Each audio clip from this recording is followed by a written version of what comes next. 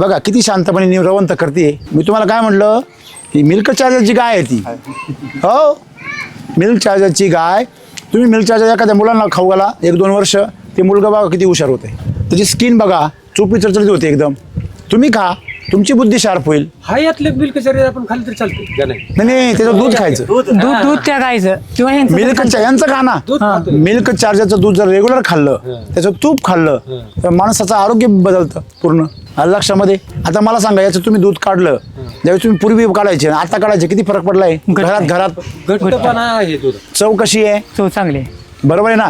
त्याच्यामुळे तर खवायला घेता ना. मला सांगा तुमच्या मालाला जर किंमत आली तर कोणाला इज्जत मिळती. मला बरोबर आहे की नाही. तुमच्या हातात जर समजा सोन्याचे अंगठी आहे तर या हाताला काय आली किंमत आहे. ज्याचा हात असेल त्याला बी. तसं तुमच्या हातात जर एकदम भारी पॉवरफुल दूध असेल फॅट 1 नंबर आहे असं दूध आहे तुमच्याकडं त्याला माहिती आहे ग्राहकाला तर याचं दूध 2-2 दिवस नासत नाही तर तुम्ही बोलाल ती किंमत देईल का नाही ते.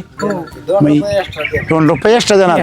ऐक म्हणून तुम्हाला सांगायचं मला या महाराष्ट्रामध्ये आता कमीत कमी 1000 गोठे असे किती 1000 का त्या गोठ्यांवर मिल्क चार्जर कंटिन्यू चालू आहे आणि त्यांची नुसती बरकत आहे भरभराट आहे. तरी तुम्ही अजून दाणेदार आपले SSM वापरलेले नाही चाऱ्याला. आणि ते जर SSM चाऱ्याला वापरलं तर इकडे येणेच नाही. टाक चारा आणि काढ दारा बस.